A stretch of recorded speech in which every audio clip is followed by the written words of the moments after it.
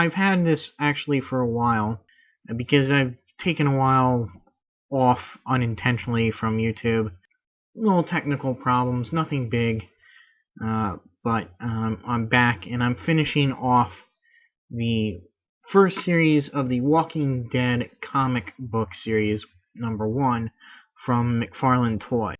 That's, of course, with the main character, Officer Rick Grimes.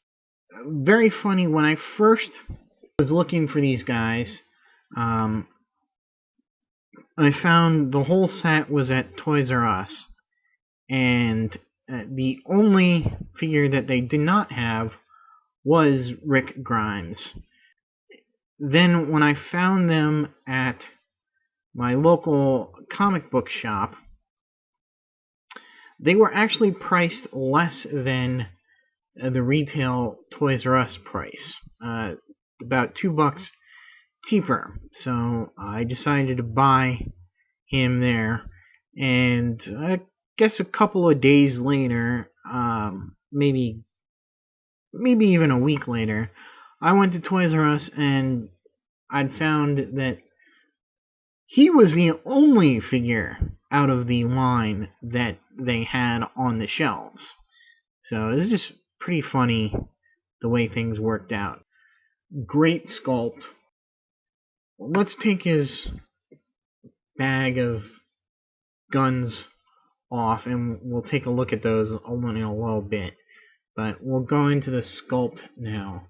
One thing that I did not like about the figure, well, it's kind of give or take, is the hat is a part of the sculpt. I would have maybe preferred to have the hat, be removable. The detail on this is great. You can see details on his shirt. You see underneath there, he's got his name tag. He doesn't have a name on it. That would have been excellent if they could put a name on it. And you can see on his other side, he has a badge. Nice details on the belt buckle here. Details going down to the pants and the shoes. Got tread marks on the bottom there. On the belt here is a holster for one of his weapons, which is kind of wedged in there right now. There we go. Come back to that in a minute. Oh, I should also mention that on the other side he has a loop where you can store his hatchet. Has a nice snap. It doesn't really snap down when the gun is in there, but when it's out, it holds nicely. Paint-wise, it's pretty good. I do have a little bit of problem with it, in that the head is not really painted too good. You can see there's some brown that's supposed to be on his hair that's gotten on his ear there. And on the other side, there's some spaces where it should be painted, but isn't. That's really the only paint. Oh, and on the side of his jacket, the gold paint here is kind of messy, but it gets across the idea of his police symbol there. But yeah, as for articulation, they do pack in a lot of articulation, I think, for this. For a McFarlane figure, which the company went from highly articulated to very low articulation but high on sculpt and detail, and now it's gone back, it seems, to both sculpt and articulation. So it's pretty good. Head goes side to side, left and right, up and down. The arms do go all the way around. They are limited by the vest-like design to the jacket. They do go in and out. They've got that very ratchety joint both here and at the elbow. The elbow does turn 360 as well as bend. Depending upon how you pose it, it can look a little bit odd. Especially this left arm here.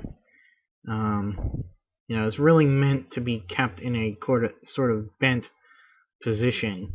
His wrists have this really strange articulation where they rotate here as well as here. So you can get the hands going in like this, rotate the hand to go like that, as well as rotate the whole wrist underneath the sleeve area of the jacket. And so you get a lot of articulation there. There's no waist articulation here, but his legs go forward that far and back that far. They rotate at the thigh. They do go in and out some, but not too much. Bends at one point at the knee, and his feet do bend forward and backward a little bit, as well as rotate and have side to side motion.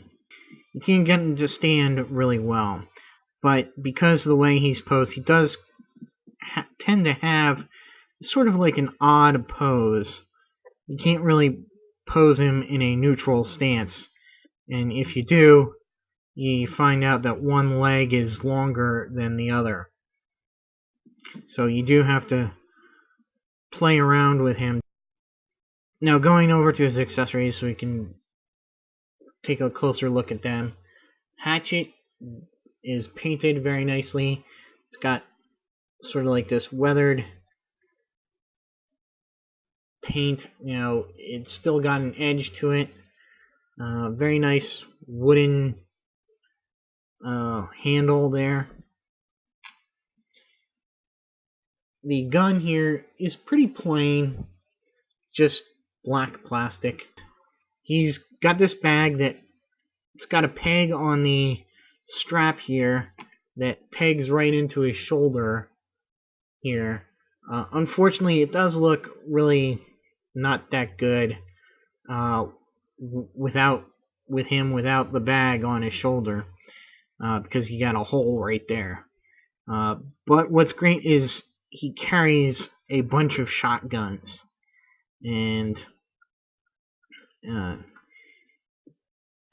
you have this black shotgun, and it's got a metallic detail here on the breech.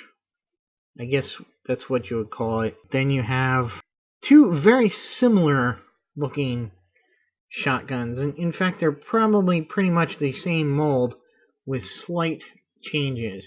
You can see here this one, the top one, is a little bit longer, but it's got the same paint, the metallic detail. And then finally we have a sawed-off shotgun. So the figure is pretty well armed. Of course, he's got to be with the zombie apocalypse. So, if you're a fan of the Walking Dead comic book series, I do recommend this guy, but if you can find this guy under $20, it's a good deal. Anything up, you're pushing it, unless you're a really big fan. So with that said, I'll say stay tuned for more videos of other figures, and until my next video, I'll see you.